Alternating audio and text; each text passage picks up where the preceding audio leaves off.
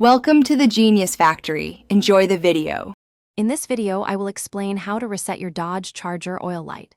First, turn your vehicle's ignition to the on position, but do not start the engine.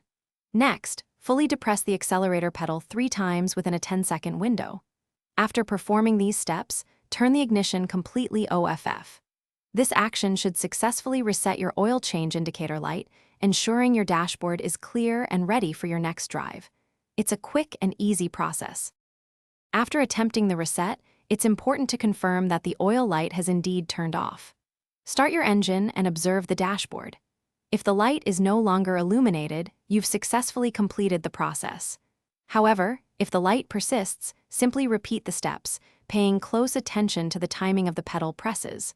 Remember, this reset is for the indicator, not a substitute for actual oil service. Understanding why the oil light appears is key.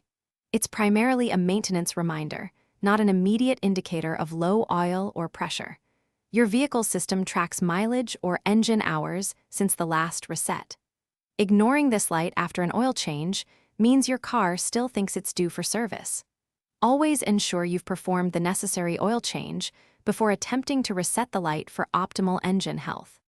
Maintaining your Dodge Charger's engine health goes beyond just resetting a light. Always follow your owner's manual for recommended oil change intervals and use the specified oil type and quantity.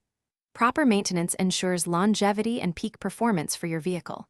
Also, remember to stay hydrated yourself.